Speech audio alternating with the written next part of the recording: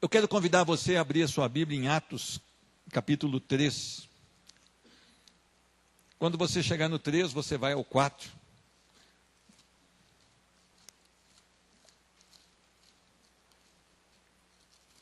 Atos, capítulo 4, versículo 23.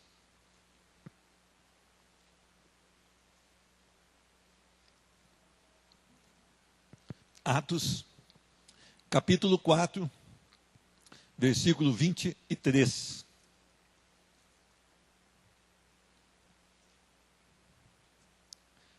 Atos, depois do Evangelho de João, capítulo 4, versículo 23. Diz a palavra do Senhor: uma vez soltos, procuraram os irmãos e lhes contaram quantas coisas. Uma vez soltos, procuraram os irmãos e lhes contaram quantas coisas lhe haviam dito os principais sacerdotes e os anciãos. Ouvindo isso, unânimes, levantaram a voz a Deus e disseram: Tu, soberano Senhor, que fizeste o céu, a terra, o mar e tudo o que neles há, que disseste por intermédio do Espírito Santo por boca de Davi, nosso pai, teu servo, porque se enfureceram os gentios e os povos imaginaram coisas vãs, levantaram-se os reis da terra e as autoridades ajuntaram-se a uma contra o Senhor e contra o seu ungido, porque verdadeiramente se ajuntaram nesta cidade contra o teu santo servo Jesus, ao qual ungiste Herodes e Pôncio Pilatos, com os gentios e gente de Israel, para fazerem tudo o que a tua mão e o teu propósito predeterminaram. Agora, Senhor, olha para as suas ameaças e concede aos teus servos que anunciem com toda a intrepidez a tua palavra, enquanto estendes a mão para fazer curas, sinais e prodígios por intermédio do nome do teu santo servo Jesus. Tendo eles orado, tremeu o lugar onde estavam reunidos. Todos ficaram cheios do Espírito Santo e com intrepidez anunciavam a palavra de Deus. Amém. Senhor Deus, nós estamos mais uma vez diante da tua palavra, que é a única verdade. É a verdade absoluta que nós tanto almejamos, que venha para encher os nossos corações, para modificar as nossas vidas, para transformar o nosso caráter, para que nós possamos nos parecer com Cristo Jesus. Senhor Deus, muitas vezes nós não conseguimos entender o que a tua palavra diz, nós não conseguimos, Senhor Deus, nos prender a ela, mas nós pedimos e suplicamos pela tua intervenção sobre as nossas vidas, que teu Espírito Santo possa visitar, Senhor Deus, cada coração aqui essa noite, de maneira especial, revelando o que diz a tua palavra, enchendo de alegria pela tua palavra e trazendo uma necessidade a essa igreja, que ela ame e que ela suspire pela tua verdade. Senhor Deus, nós não queremos mais nada a não ser o evangelho da graça sobre as nossas vidas. Nós não precisamos de nenhuma mensagem a não ser a mensagem da cruz. Senhor Deus, eu sei que nós temos suplicado por milagres aqui, milagres de cura, milagres de uma porta de emprego. Senhor Deus, nós temos suplicado pelo milagre, Senhor Deus, sobre o nosso país que está vivendo em desespero a corrupção, mas o maior milagre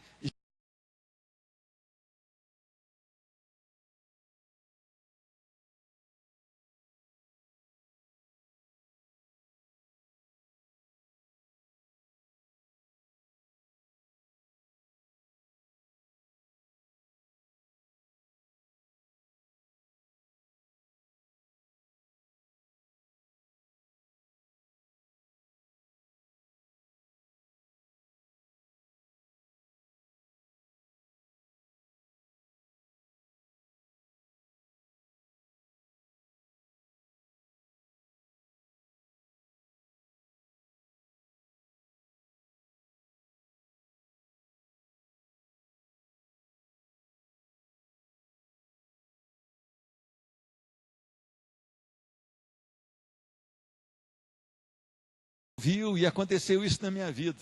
Olha, eu tenho mais uma experiência, há muitos testemunhos e respostas de cura, a resposta de bênçãos, de milagres extraordinários que Deus ainda faz, sim. Ele é o mesmo ontem, hoje, será eternamente. Deus faz os milagres, sim. Mas as pessoas desconhecem o teor da oração que Deus ouve. As pessoas não têm buscado conhecer a Deus da maneira que precisa. Se nós olharmos na palavra do Senhor, nós vimos que aqueles nossos irmãos que estão citados aqui na Bíblia, eles fizeram orações ousadas, eles fizeram orações onde eles confiaram inteiramente no Senhor, e Deus operou grandes coisas no nosso povo. Meus irmãos, como tem sido a sua vida de oração?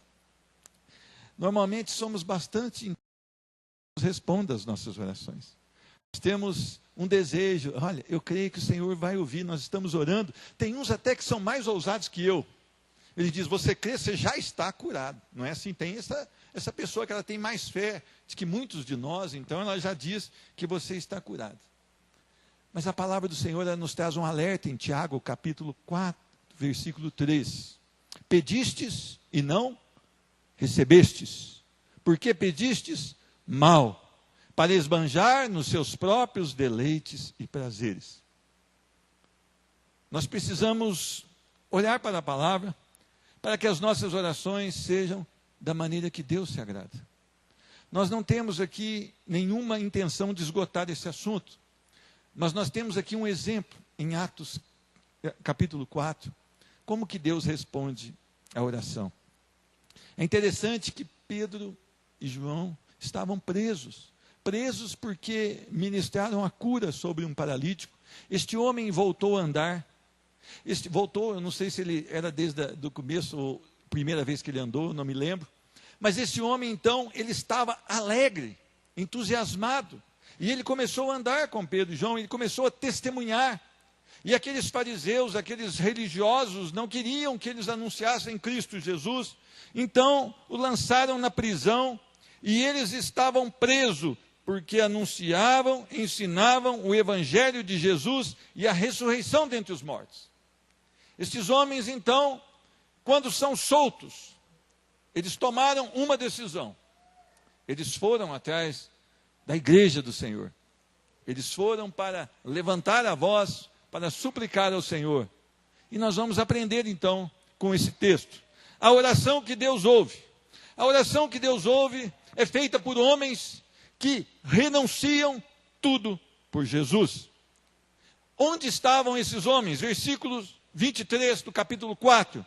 Uma vez soltos. Esses homens estavam presos porque decidiram viver para louvor e glória do Senhor.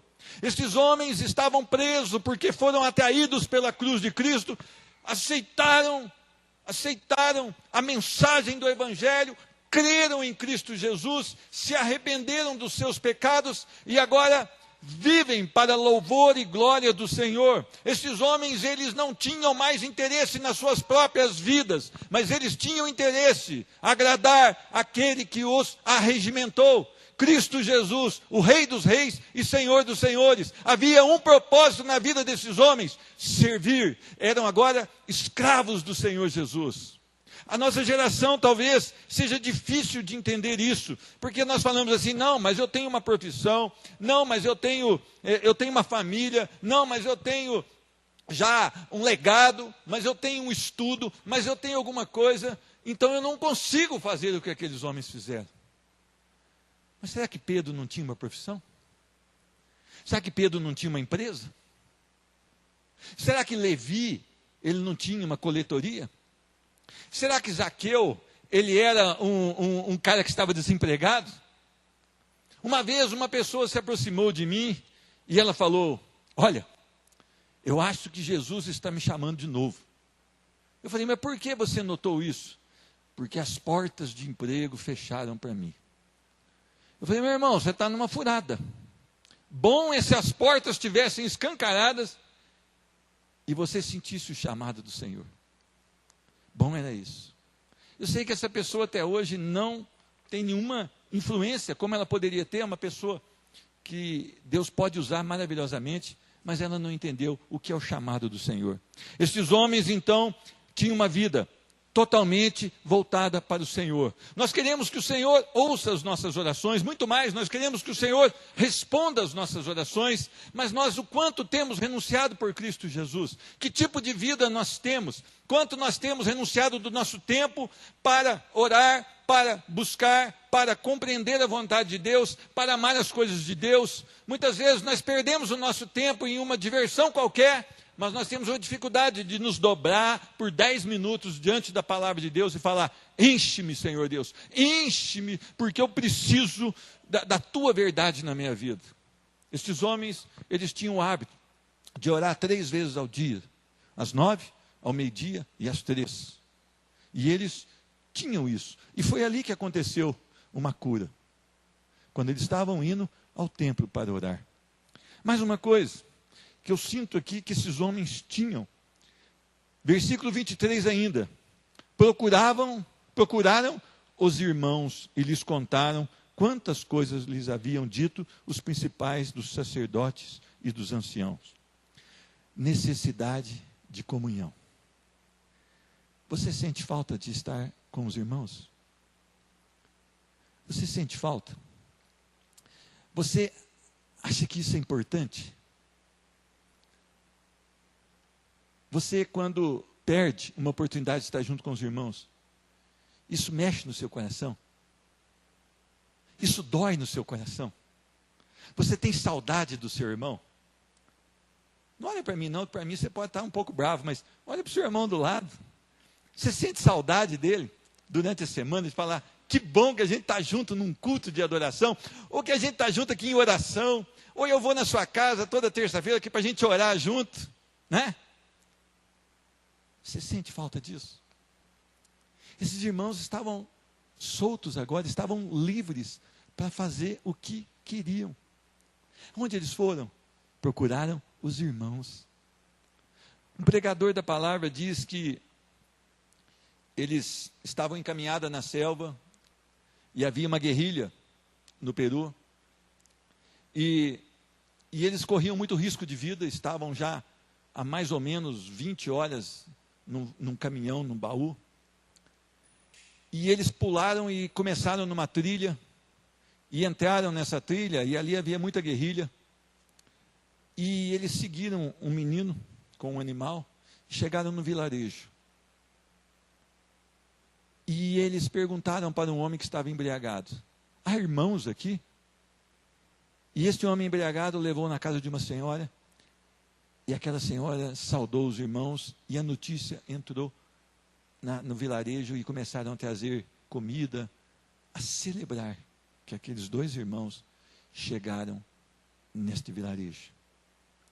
Será que a nossa comunhão é assim? Será que nós sentimos prazer em estar junto com os irmãos? Ó, quão bom e agradável viverem os irmãos unidos. É como o óleo que escorre pela barba de Arão. É como o orvalho do Hermon, que desce e rega a terra. Ali o Senhor impetra a sua bênção. Meus irmãos, eu encontro com pessoas que dizem: olha, eu não preciso congregar. Eu falo: por quê? Porque é Cristo, é eu e Cristo. Eu não entendo. Eu não entendo como isso pode ser possível. Como é bom. Como nós aprendemos com os irmãos. Como nós trocamos informações a respeito das coisas celestiais. Como nós podemos nos unir em oração. Como nós podemos abraçar juntos uma causa. Como nós podemos elaborar um projeto para avançar com o Evangelho da Graça. Há em você uma necessidade de comunhão? Há em você prazer na comunhão? E a palavra de Deus continua, versículo 24.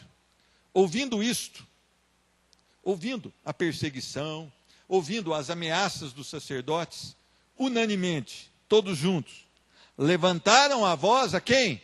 A Deus, e glorificaram e louvaram o nome do Senhor.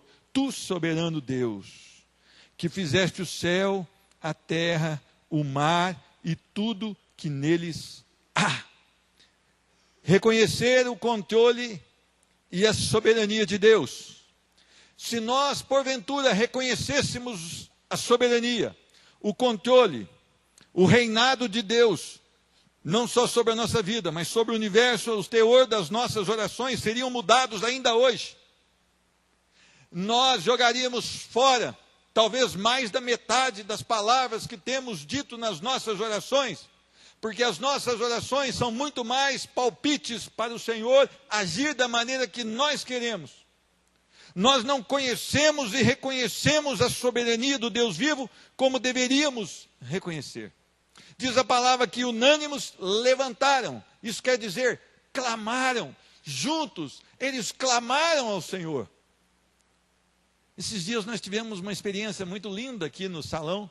Toda segunda-feira nós reunimos com a liderança de célula e nós começamos um tempo de oração. E o Espírito Santo manifestou ali de uma maneira tão forte que duas senhoras atravessavam a rua e quando eu vi, estava duas senhoras lá ajoelhadas. E depois ela falou, olha, eu senti o que estava acontecendo aqui e eu quis esse negócio para mim também, eu não queria ficar fora disso. Nós não fizemos para que isso acontecesse. Mas o Senhor que sonda e conhece os corações e sabe a hora de agir, Ele agiu dessa maneira. E aquelas duas pessoas, literalmente, foram tragadas por aquele movimento do Espírito Santo. Num salãozinho, numa segunda-feira, que todo mundo fala, você é louco, você já foi na igreja domingo, cedo da noite, você ainda voltou lá. Oh, glória a Deus, que momentos temos passado aqui a segunda-feira. Algo tremendo, algo maravilhoso. Meus irmãos, o Senhor, a palavra Senhor quer dizer Senhor absoluto. Ele reina, Ele governa, Ele ordena, você queira ou você não queira, eu queira ou eu não queira. Ele é o dono de todas as coisas estão debaixo da sua autoridade, da sua palavra. Nós precisamos entender isso. As nossas orações têm que ser clamor e não conselhos a Deus. Nós precisamos aprender a parar de querer ensinar Deus a agir. Estes homens, então, eles estavam totalmente dobrados diante dessa soberania. Adoração deveria preencher a maior parte das nossas orações. Um Deus santo, um Deus puro, um Deus perfeito, um Deus longânimo, um Deus benigno, um Deus que pode todas as coisas, um Deus que governa sobre todas as coisas. Esse Deus precisa ser exaltado nas nossas orações. Ah, meus irmãos, se nós conhecêssemos mais esse Deus, nós teríamos muito mais o que falar. Nós teríamos como dizer o que Ele é nas nossas orações. Só isso já levaria um tempo bastante grande. Agora, versículos 26 a 27. Que disseste por intermédio do Espírito Santo por boca de Davi, nosso pai, teu servo. Por que se enfureceram os gentios e os povos imaginaram coisas vãs? Levantaram-se os reis da terra e as autoridades se juntaram a uma contra o Senhor e contra o ungido. Porque verdadeiramente se ajuntaram nesta cidade contra o teu santo servo Jesus, o qual ungistes. Herodes e Pôncio Pilato com os gentios e gente de Israel, para fazerem tudo o que o teu propósito determinou. Meus irmãos, nós precisamos entender que a perseguição que estes homens sofreram e que nós sofremos pelo Evangelho é algo normal, está dentro dos planos de Deus. Você é muito popular? Você é aceito em todos os lugares que você vai? As pessoas, elas gostam tanto de você? Experimente pegar o Evangelho a elas. Experimente viver como Cristo viveu, perto delas. E eu duvido que você continuará sendo popular, aceito, benquisto, quase que idolatrado. Continue sendo politicamente correto. E você será aceito por esse mundo. Os padrões desse mundo certamente irão te aplaudir. Mas pregue o Evangelho. Viva o Evangelho. Testemunhe Cristo Jesus. E certamente algo acontecerá com a sua vida. Toda essa perseguição, eles estão relatando que culminaria com a morte de Cristo Jesus. era o grande projeto de Deus para o homem, a salvação em Cristo Jesus. O Senhor diz para nós: digo-vos isso para que tenhais paz em mim. No mundo tereis aflições, tende bom ânimo, eu venci o mundo. Eu não vejo nenhuma hora na palavra o Senhor dizendo: vai ser legal, crê no Evangelho e vai ser legal, vai ser suave, vai ser algo romântico na sua vida. Muito pelo contrário, crê no Evangelho e o mundo irá te odiar. Crê no Evangelho e você nadará contra a correnteza. Crê no Evangelho, você na maioria das vezes ficará como Paulo: eu fiquei sozinho, todos me abandonaram. Meus irmãos, por que nós queremos ser aceitos? Se o projeto de Deus é que nós não nos amoldemos a esse mundo. Se a palavra que nós temos, ela não é digerível a esse mundo. Se a novidade que nós temos é a novidade que pode tirar uma pessoa das trevas e colocar na luz, Cristo Jesus.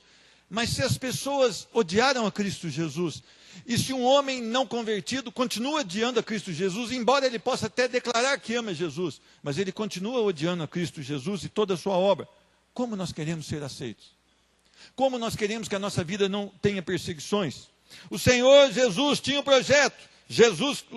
Ele iria morrer por nós. Esse era o plano, a nova aliança pré-determinada por Deus, um Deus vivo e poderoso, que amou o homem a ponto de enviar Jesus Cristo para morrer a nossa morte e para nos salvar da condenação eterna.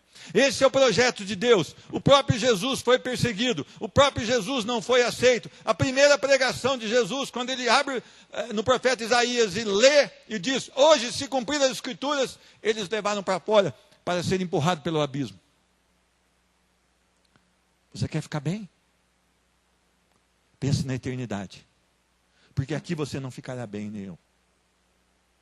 Aqui você não ficará bem, e nem eu. Pregue a verdade, e as pessoas não vão bater nas suas costas. Pregue a verdade, e as pessoas não vão quase te cumprimentar. Pregue a verdade. Ame a Cristo. Vale a pena. Apesar do mundo. E é interessante também, eles continuam aqui com um pedido. Agora, versículo 29, Senhor, olha para as ameaças que nós estamos sofrendo e concede a nós, os teus servos, que anuncie com toda a intrepidez a tua palavra. Os pedidos nossos em orações devem convergir para a glória do Deus vivo e poderoso. Pare de pedir as coisas que não vão glorificar a Deus. Pare de pedir as coisas que são para o seu próprio deleite. Peça tudo aquilo que possa glorificar a Deus. Esses homens, eles falaram assim: olha, Senhor, olha para as ameaças, nós estamos quase impedidos de avançar. Se o Senhor puder, afasta essas ameaças, para que nós possamos anunciar. Anunciar o quê? A tua palavra. De que maneira? Com ousadia, com intrepidez. Nós devemos esquecer do nosso desejo de sentirmos bem com essa vida. Nós precisamos ver se o Senhor está bem com o nosso procedimento. Hoje cedo nós citamos a vida de Noé. Noé era um homem diferente numa geração corrompida. Às vezes as pessoas falam assim: olha, do jeito que esse mundo está, é porque você não viveu, e nem eu, nos dias de Noé. A ponto da ira do Senhor ser derramada em dilúvio. Quantas pessoas morreram ali? Quantas crianças morreram ali? Quantos jovens, adolescentes? Quantos idosos morreram ali? Quantas pessoas com necessidade especial morreram ali? Por quê? Porque tinham um coração totalmente corrompido. Mas o Senhor preservou 8 da família de Noé. Porque Noé era um homem diferente, justo e íntegro, no meio de uma geração corrompida. Nós precisamos suplicar ao Senhor que nos dê meios para noticiar Cristo Jesus para a nossa família. Não há ministério mais difícil do que falar de Cristo na nossa família, vocês sabem disso. Não há. Nós precisamos que as portas sejam abertas no nosso trabalho. Nós precisamos que a porta seja aberta aqui nesse bairro. Nós precisamos que as portas sejam abertas, talvez, para daqui a um tempo essa igreja enviar até para fora do país, para que o evangelho avance. Essa deveria ser a nossa necessidade. É necessário anunciar a Cristo, não de qualquer maneira, mas com intrepidez. Isso quer dizer coragem e ousadia. Às vezes a gente tem tanta coragem no nosso trabalho, não é? A gente fala um negócio meio arriscado, a gente dá uns passos grandes, mas quando chega para anunciar a palavra, é aquela timidez. Eu queria dar uma notícia para você, você que está passando por essa luta. Aí o cara fala, não fala de Jesus. Tá bom, vou embora. Mais ou menos assim ou não? Uma vez eu fui falar de Jesus para o meu tio, lá em Belo Horizonte. Ele falou, se vier com esse papo aqui, eu vou te cortar aqui agora. Em outras palavras, para fora. Não é fácil.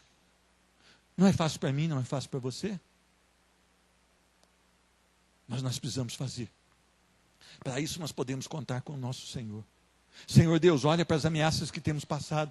Olha para a nossa família, o tanto que tem rejeitado ao anunciar a tua palavra. Olha lá no meu trabalho que eu tenho passado, Senhor Deus, e me dá, Senhor Deus, um caminho para que eu pregue o poder do Senhor, a tua palavra, Senhor Deus. Eu estou indo lá para trabalhar e eu sei que é de lá que o Senhor dá o sustento, Senhor Deus, mas o Senhor não me colocou lá para ganhar dinheiro, Senhor Deus. O Senhor me colocou para viver Cristo Jesus naquele lugar. O Senhor me colocou para influenciar aquelas pessoas, para que elas se rendam a Cristo Jesus. E olha, Senhor, o dinheiro que eu vou ganhar é segunda, terceira prioridade lá. A minha prioridade maior é dizer que Jesus Cristo é o Senhor. Abre as portas, Senhor Deus. Me conserva ali, Senhor Deus. Me conserva. Às vezes as pessoas chegam para mim e falam, irmão, eu falo, oi, olha para mim que no emprego, mas está uma luta danada. Eu falei, glória, irmã. Ah, mas o cara lá é espírita, é macumbeiro, não sei o que. Eu falei, ô irmã, faz a diferença lá. Não vou orar para mudar de emprego, eu vou orar para Deus conservar você nesse emprego. Porque esse emprego precisa de você lá dentro. Está fugindo da raia? Faz tempo que eu não recebo esse pedido. Não sei se é por causa do meu discurso, né? Mas não tenho recebido esse pedido para mudar de emprego, porque o patrão é meio perdido. Senhor Deus, faz curas e milagres. Por que eles pediam aqui curas e milagres? Versículo 30. Enquanto estende a mão para fazer curas, sinais e prodígios, por intermédio do teu santo servo Jesus. É para que o nome da igreja seja glorificado? É para que o nome da pessoa por qual Deus interviu e operou a cura seja glorificado? Não. Esse pedido foi para que a palavra do Senhor fosse autenticada, para que aquela mensagem recebesse a autenticação dos céus, para que eles vissem que aquela mensagem era o poder de um Deus vivo, era o poder do santo servo Jesus, que estava operando ali naquele momento, estava validando aquela mensagem, estava realmente abrindo as portas para que aquela mensagem fosse aceita. Meus irmãos, nós temos distorcido o evangelho da graça. E olha, ainda bem que Deus não tem nos usado para curas e milagres. Talvez a gente saísse depois de uma cura totalmente, né? Eu tive um testemunho lá atrás, quando eu me converti, que me chamaram para orar por uma senhora que estava totalmente desenganada.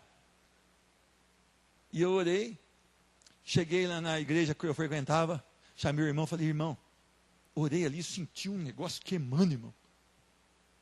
Passado 15 dias, eu perguntei, como é que está sua mãe? Foi curada. Posso falar para você, irmão? Eu falei, eu sou bacana. Eu sou bacana. Aí eu recebi um telefone de Machado, olha, corre no Santa Luz que tem uma família desesperada. Está lá no Hospital do Coração, lá em Poços de Caldas, eu fui no Santa Luz, reuni aquela família, eu era bacana. Eu já sabia que quando eu orava, o negócio acontecia. Chamei o familiar, demos as mãos e oramos ali. No outro dia eu falei, agora é a resposta. Liguei e falei, como está a irmã? Morreu. Eu falei, Senhor, o Senhor me perdoa? Eu não posso conviver com esse negócio, Senhor Deus. Eu achei por um instante que eu era bom, mas eu não tenho nada para oferecer. Eu sou um miserável. Se o Senhor não agir, é isso que acontece quando eu oro. Não tem efeito. A ação de Deus é que conta. É como Deus age. Enquanto estendes as mãos para fazer curas, sinais e prodígios, por meio do teu santo servo Jesus, não por meio do pastor tal, não por meio do líder de cela tal, não por meio do obreiro tal, não por meio do irmão tal, não, por meio do teu santo servo Jesus. A palavra continua, tendo eles orado, tremeu o lugar onde estavam, todos ficaram cheios do Espírito Santo e com intrepidez anunciaram a palavra de Deus. Resposta de oração, vida sacrificial, intimidade e o poder de Deus liberado sobre esse povo. Nós precisamos ter uma vida sacrificial. A nossa vida tem que ser anulada porque Cristo vive em nós. E os desejos dele têm que ser maiores e agora os únicos da nossa vida. Nós precisamos entender que quando nós vivemos uma intimidade com o Senhor, quando nós vivemos uma dependência do Senhor, quando nós vivemos a confiança no Senhor, o poder de Deus é liberado. A manifestação poderosa do Espírito Santo começa a produzir no nosso meio. Meus irmãos, muitas vezes as pessoas se empolgam porque a irmã fez um aviãozinho, o pastor virou um salto mortal do púlpito e diz que está cheio do Espírito Santo. Eu acho muito pouco. Eu creio que isso não reflete o Espírito Santo. Mas aqui eu vejo que o Espírito Santo agiu. Por quê? Primeiro, todos ficaram cheios. O que a palavra de Deus diz? Não vos embriagueis com vinho no qual há dissolução, devassidão, mas enchei-vos do Espírito Santo. Certo? Então houve algo do céu para o homem, não do homem para o homem. Quando as manifestações são humanas, você vê, elas não produzem efeito. É sensacionalista. É algo que mostra o que realmente não é dos céus. Mas quando acontece dos céus e todos ficam cheios do Espírito Santo, o que aconteceu? O lugar tremeu. A manifestação foi extraordinária de Deus naquele lugar. Eu queria que você entendesse isso. Esse Deus ainda está vivo. Nós precisamos buscar o Espírito Santo de Deus. Nós precisamos buscar ser cheios do Espírito Santo de Deus. Para isso nós temos que ter uma vida de intimidade, uma vida de confiança no Senhor, uma vida sacrificial, onde nós morremos para que Ele viva em nós. Os nossos desejos são anulados para que os dele sejam executados na nossa vida. Cheios do Espírito Santo. O que o Espírito Santo fez com eles? Ficaram ali pulando, fazendo aviãozinho? Não. Foram para a obra com intrepidez, com ousadia, com coragem, anunciavam a palavra de Deus. Toda a obra do Espírito Santo, todo dom manifestado pelo Espírito Santo, diz a palavra que é para edificação do corpo de Cristo. Quando ele produz algo como anunciar a palavra com ousadia, é para edificação do corpo. Quando ele não produzir para a edificação do corpo, você nota e descarta isso. Tem que haver edificação, tem que haver ganho na obra do Senhor. Meus irmãos, esses homens poderiam sair daí, olha, nós estamos cheios do Espírito Santo. Não, eles foram para a ação. Qual que era o objetivo deles? Senhor, abençoa-nos. Olha para a perseguição para que anunciemos a tua palavra com intrepidez. A partir de que o Espírito Santo desceu sobre eles, a partir de que o Espírito Santo se manifestou sobre eles, eles mantiveram a sua firmeza, pregar a palavra de Deus. O que falta para nós? O que falta para essa igreja? O maior problema hoje para uma vida de oração é o desconhecimento de Deus. Meu irmão, você pode ler a Bíblia, você pode até buscar aqui conhecimento da palavra, você pode até buscar uma faculdade, buscar um estudo bíblico, você pode até entrar numa sala de aula, você pode até ser um professor, mas se você não tiver intimidade e vida de oração, você vai estar totalmente sem respaldo. Agora, Se você tem uma vida de oração, mas tem o desconhecimento de quem é Deus, a sua vida de oração também não vai fluir. Eu queria que você agora pensasse só em você. Você tem um problema hoje na sua vida de oração? Você tem dificuldade de se alegrar na presença do Senhor? Você não tem o que falar com o Senhor? Lhe faltam palavras para dizer ao Senhor? Você precisa mergulhar na Bíblia Sagrada. Você precisa aprender sobre o Evangelho de Cristo. As pessoas que se dizem cristãs hoje, muitas delas não têm uma vida espiritual. Elas têm o conhecimento, elas têm ações sociais, elas têm programações estratégicas, mas elas também têm um comprometimento com o mundo. E isso faz com que a sua vida espiritual seja um fracasso. Nós precisamos nos descomprometer, nós precisamos romper com o mundo. Uma vez chegou um rapaz ali, eu tinha visitado ele na cadeia, e ele chegou ali naquele portão, e me falou, olha, eu tinha um ministério. Eu cantava. Levita que eles gostam. Tem hora que eu penso que o cara vai levitar, né? Quando ele fala levita, eu acho que ele vai levitar, né? Porque até no Novo Testamento, parece que eu não vejo a palavra levita, mas tem uns que levitam. Mas eu gostava de fumar uma maconha também e cantar. Eu falei, meu irmão, mas você precisa ser tratado, então vá lá no seu pastor. E ele tinha sido preso porque bateu na esposa. Então, esse tipo de adoradores que nós temos hoje, é isso que a igreja chama de adoração? É isso que a igreja chama de comprometimento? É isso que a igreja chama de vida, de conhecimento da palavra? É isso? Distração com o mundo. O mundo tem oferecido para você coisas maravilhosas. Eu gostava muito de futebol e luta. Mas quando tinha futebol, eu acompanhava até o ônibus, a saída do ônibus para ir para o estádio. Já viram isso? Não? A TV mostra, ela parte a televisão em meio, mostra a programação e depois a saída do ônibus. O entretenimento estava me roubando todo o comprometimento com a palavra. Eu tinha que ver o ônibus ir para o estádio. Eu não concordava só em ver a partida. Quando Deus resolveu tirar tudo isso de mim, hoje eu testemunho que eu ganhei. Eu ganhei tudo. Em não sentar mais de frente a uma televisão. Por quê? Não é um problema com você, é comigo, tá? Por favor. Não estou falando para você, eu estou falando para mim. Eu tinha um problema com entretenimento. Eu tinha uma facilidade de sentar durante 2, 3 horas em frente a uma tela de televisão.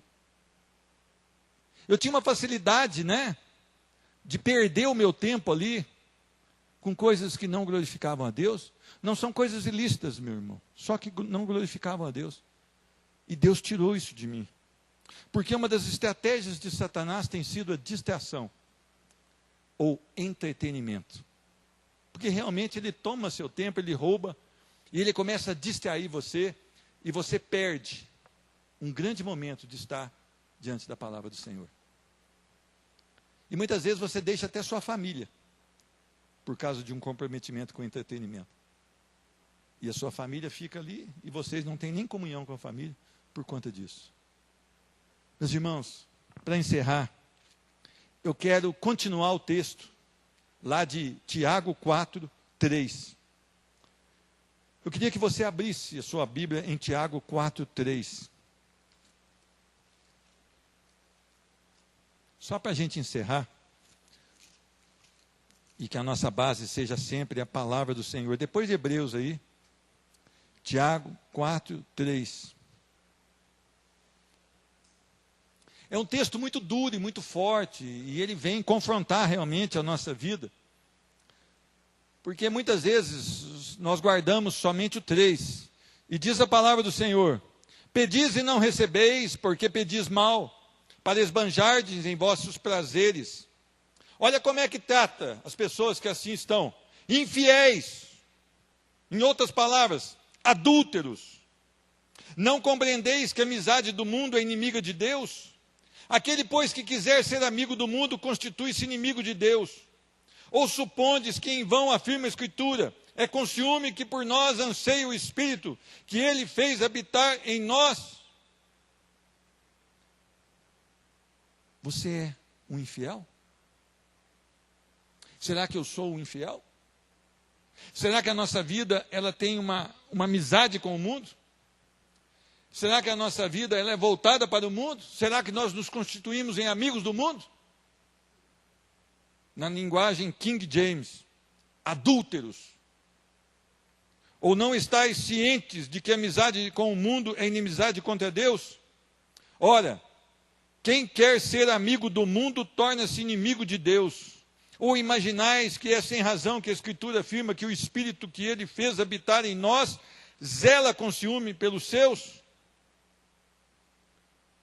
Qual é a sua decisão? Qual é a sua decisão?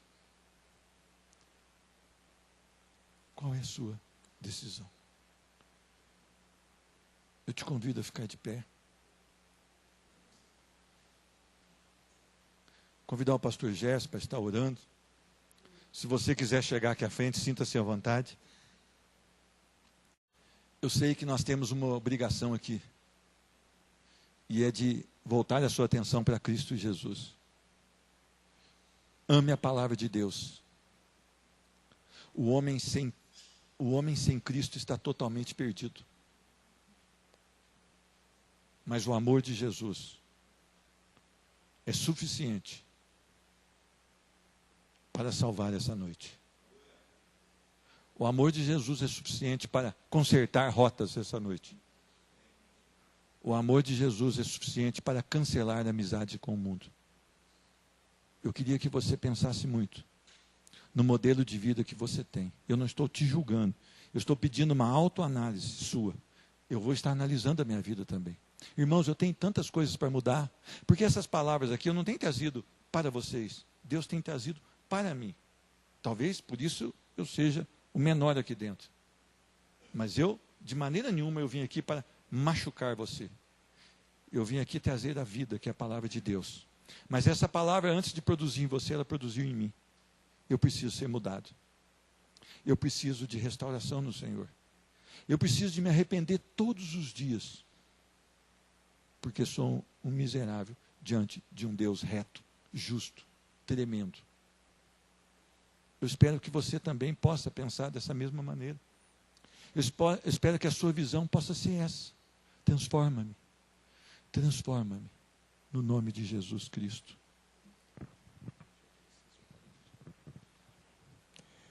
Soberano Deus, maravilhoso, querido Pai Celestial, nós queremos te louvar, Senhor Deus, e te agradecer, Pai, pela tua palavra, Senhor Deus. Quanto que nós aprendemos nessa noite, Senhor Deus, que precisamos cada dia mais, Senhor Deus, estar, Senhor Deus, humildemente na tua presença, estar, Senhor Deus, com o coração contrito e quebrantado, Senhor Deus, pronto para ouvir a voz do teu Santo Espírito, Pai, que nos dá direção, Senhor Deus. Pai eterno, soberano, no nome de Jesus Cristo, Deus, que nós ouvimos aqui, Senhor Deus, que precisamos ser, Pai querido, cada vez mais humildes, mais dependente da tua palavra, mais dependente do Senhor, para que possamos ser usados pelo Senhor, Pai. Eu declaro, Senhor Deus, a minha dependência no Senhor, Pai. E que o Senhor nos ensina, Senhor Deus, a tua igreja, Senhor Deus, a se render totalmente diante dos pés do Senhor, Pai querido, no nome de Jesus, ó Pai. Em nome do Senhor Jesus, ó Pai, que essa palavra, Senhor Deus, ela possa ser ministrada todos os dias nos nossos corações, não só hoje, Pai, né, nesse momento desse culto, Senhor Deus. Todos os dias, Senhor Deus, ela vem fazer efeito nas nossas vidas e que possamos colocar em prática, Senhor. No nome do Senhor Jesus, Pai, eu abençoo a tua igreja nessa hora, Senhor Deus. No nome de Jesus, Pai, que o Senhor nos dê uma semana abençoada na tua presença e que possamos ser usados mesmo com ousadias na tua presença, Senhor, em nome do Senhor Jesus. Que o grande amor de Deus, a graça e a paz do nosso Senhor Jesus Cristo e a consolação do Espírito Santo de Deus esteja com todo o povo de Deus. Amém e amém. Vão na paz, que Deus abençoe a todos.